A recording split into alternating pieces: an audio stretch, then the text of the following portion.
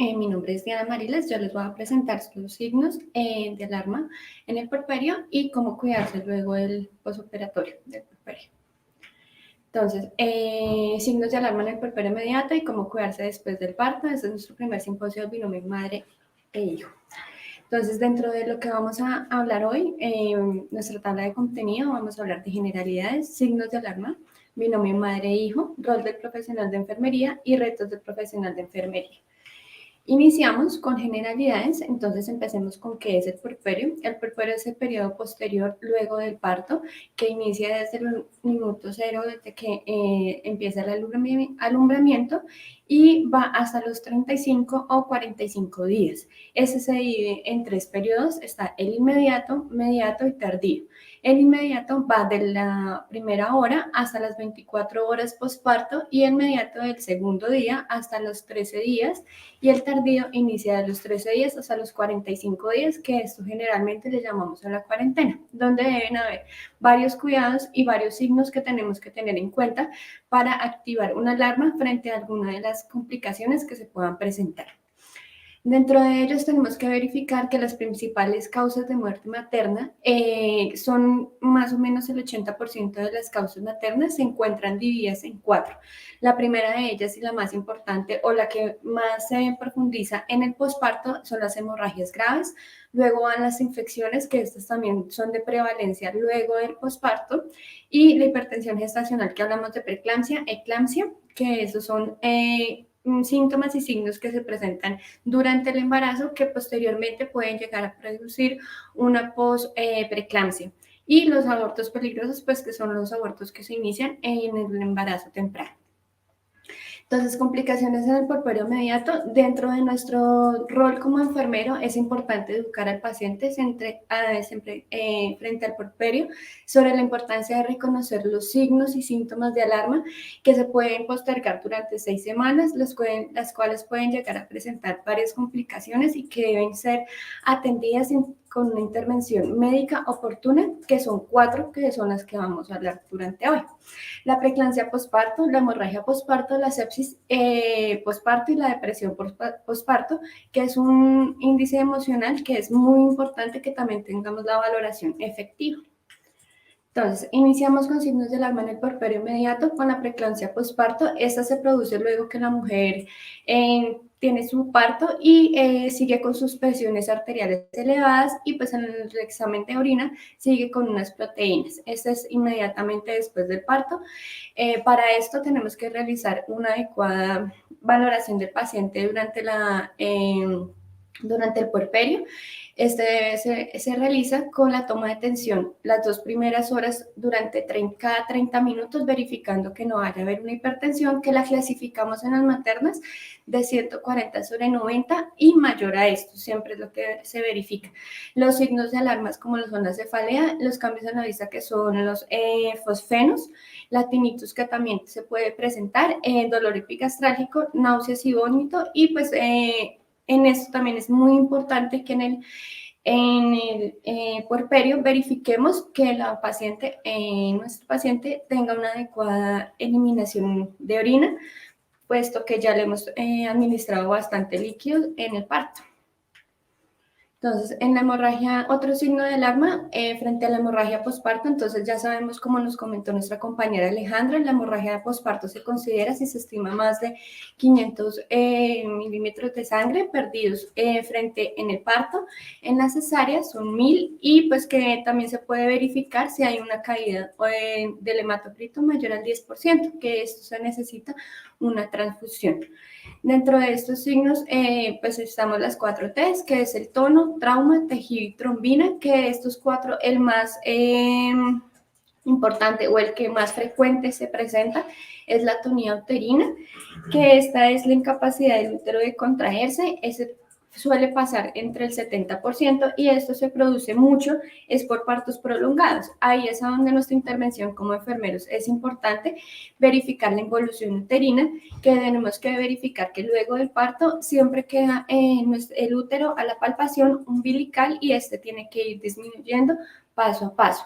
De los 14 días, este ya está intrapélvico, no debería haber ningún sangrado, ningún síntoma de dolor abdominal, y de los 5 a las 6 semanas, esto es normal.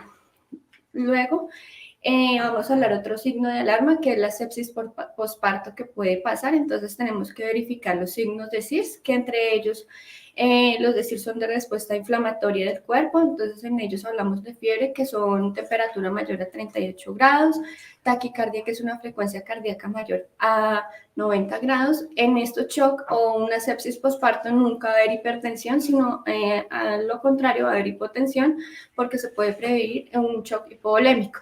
Taquipnea, que es la frecuencia respiratoria mayor a 20, y en nuestros laboratorios puede salir leucocitosis, que son leucos mayor a 12.000, y una PCR positiva, que nos verificaría que la paciente puede estar presentando por algún shock séptico o una sepsis posparto.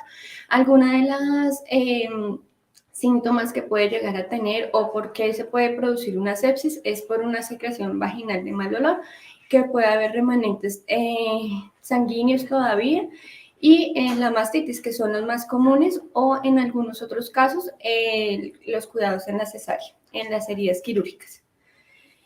Signos de alarma también en el puerperio. Vamos a hablar de la depresión postparto, que es una enfermedad que se caracteriza por una tristeza persistente y la pérdida de interés en las actividades que normalmente se disfrutan, así como la incapacidad de llevar a cabo las actividades cotidianas y, como lo sabemos en nuestras maternas, el rol de ser madres. Tenemos que hablar de que hay algunos síntomas y signos muy específicos que podemos identificar, como el estado de ánimo, que se encuentra deprimido, pierde interés por las cosas, alteración del apetito, puede hacer que tenga muchas ganas de comer, que tenga pérdida o ganancia de peso, alteración del sueño, insomnio, agitación motora, que no es irritable la paciente, fatiga o pérdida de energía, culpa o inutilidad, dificultad para concentrarse e ideas de suicidio o pensamientos de muerte frente a ella como mamá o con el recién nacido.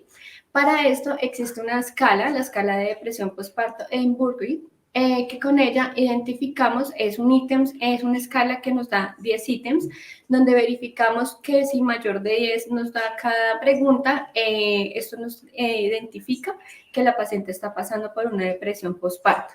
Acá también es importante hablar de que durante el primer tiempo del postparto puede haber un periodo de adaptación, que esto le llamamos baby blues o maternity blues, que lo que quiere decir es que la persona se está adaptando a su nuevo rol como madre. Tenemos que también identificar que, pues, cuando hay una idea de suicidio o pensamientos de muerte, ya estaríamos hablando de una depresión postparto y hay que hacer una intervención adecuada con psicología, psiquiatría y trabajo social para, pues, fortalecer todos esos vínculos familiares que nos van a ayudar a pasar todas estas molestias que puede llegar a tener la materna. Dentro de los signos y síntomas de alarma del recién nacido, ya mi compañera Luisa nos comentó, pues dentro de lo importante es vigilar signos de dificultad respiratoria, que tenga una diuresis meconio, signos de agarre y succión efectiva, que eso nos verifica que tenga una adecuada lactancia materna, reforzar los cuidados de puericultura, como el baño, que ya también lo explicamos, y la profilaxis umbilical, que es importante realizarla 3 veces al día, y los cuidados de la piel. Importancia de que siempre debemos identificar y, pues, decirle a nuestros padres, a los padres, que por favor la importancia de vacunación. Eso previene, pues, varias enfermedades y nos ayuda a inmunizar a nuestro bebé desde el principio. Y súper importante, como en la materna, asistir a los controles siempre que se den. El rol de profesional de enfermería. Entonces nosotros como enfermeros, como ya les decía, nuestra importancia frente a esto es la educación. Entonces tenemos que identificar y, pues, darle a conocer a nuestras madres, a las maternas, los signos y síntomas frente a sus infecciones o lo que pueden producir en el posparto. Entonces, la mastitis es una inflamación de las glándulas mamarias provocada por lo general por una infección. Entre los síntomas más frecuentes es fiebre de 38 a 39, escalofríos. La paciente siempre va a mantener un malestar general, tiene mastalgia local y después generalizada, puede presentar eritema, calor local, aumento de turgenciedad, mansa intramamaria o retromamaria y expulsión de secreción purulenta por el pezón.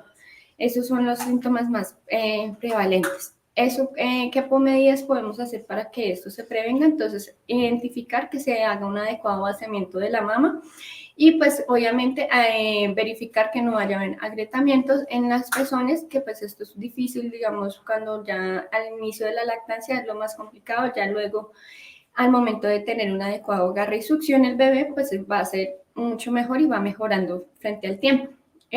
Se puede hacer calor local húmedo, que eso se realiza antes de la extracción o toma del bebé, porque pues para facilitar la salida de la leche materna y pues el uso del calor más continuo. Eso ayuda a la vasodilatación y el frío nos ayuda a aliviar algunos de los síntomas como el dolor y la inflamación. En la herida quirúrgica nosotros tenemos que educar a las maternas, que pues dependiendo de la herida quirúrgica que tengamos, sabemos que en la cesárea pues los puntos se retiran dentro de 10 a 14 días posparto, que eso se debe realizar en el control prenatal, en el control, y que se debe hacer una higiene normal con agua y jabón, no aplicar ninguna crema, ningún antiséptico.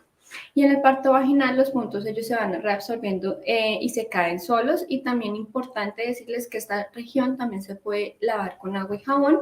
Y es importante tener siempre estas zonas secas para prevenir la infección. Las heridas quirúrgicas casi siempre que llegan a piso se deben descubrir a las 24, máximo 48 horas si la paciente continúa en la hospitalización. Si va a tener egreso, lo ideal es que ella se vaya con la herida descubierta. Entonces también tenemos que informar a los pacientes que los primeros cambios y el sangrado posparto, porque es algo que ellas no saben si la cantidad, la frecuencia, el olor, las características son normales. Entonces tenemos que informar que los loquios sexo es una mezcla de sangre con restos de reabastecimiento y esos continuamente se van disminuyendo. A cada día y cada tiempo, esos van cambiando de color. Entonces, dentro de los loquios, los hemáticos son las primeras 48 horas, para luego pasan a ser serohemáticos, que es del tercer día a la segunda semana, y ya luego serosos de la segunda semana a la sexta semana. Ya debe terminar. Lo normal es que debe haber un sangrado moderado que disminuya de forma gradual. El color debe cambiar, el olor también no debe tener olor fétido, y pues si llega a presentar alguno de estos sintomatología, que el sangrado sea excesivo, debe consultar nuevamente a urgencias. Y pues también si llega a haber una hemorragia espontánea, que no debería ser lo normal dentro de un sangrado posparto. La recomendación es importante que no se deben utilizar tampones, porque hay que dejar que el proceso anormal se produzca. Evitar las relaciones sexuales, que siempre se recomiendan que sea después de los 45 días posparto, para también prevenir pues un embarazo. La alimentación, ya hablamos de que se debe consumir 3 litros por día y pues incorporar varios alimentos como que aporten nutrientes, vitaminas y minerales que son necesarias tanto para la mamá como para el bebé. Dentro de nuestra educación es importante frente a que nosotros a las maternas que son poscesáreas tenemos que identificar y explicarles cómo es la anticoagulación y cuánto de tiempo más o menos debe tomarlo, porque los pacientes luego de salir de su hospitalización deben continuar el tratamiento en su casa. Lo realizamos con nadroparina o enoxaparina, que es un efecto antitrombótico. Esta dosis depende del riesgo que tenga la materna de hacer una trombosis. Y pues la frecuencia es cada 24 horas, se coloca vía subcutánea y se debe explicar al paciente cómo administrarla a ella misma o a algún familiar para que así se pueda continuar el tratamiento. También se debe incentivar el uso de medidas antiembólicas, porque con esto lo que nos ayuda es a prevenir los coágulos de sangre, principalmente después de una cesárea.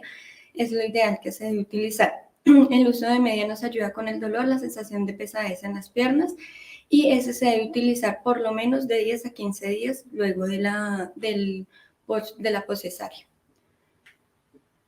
Los retos de profesional de enfermería, entonces dentro de los retos que nosotros tenemos como enfermeros es educar al paciente, a su entorno, a su familia, frente a los cuidados y los signos de alarma que debemos identificar para que prevengamos alguna de las complicaciones más prevalentes, como son la hemorragia. Hacer una adecuada evaluación del paciente, identificar precisamente signos de bajo gasto, signos de vasoespasmo que nos pueden generar alguna complicación y pues como sabemos algunos de estos pueden llevar a la muerte. Entonces es importante que nosotros como enfermeros hagamos adecuada valoración de nuestros pacientes en el área de hospitalización, estar pendiente de los bloqueos, de su involución uterina y así poder brindar un adecuado cuidado tanto a la madre como a su hijo. Gracias.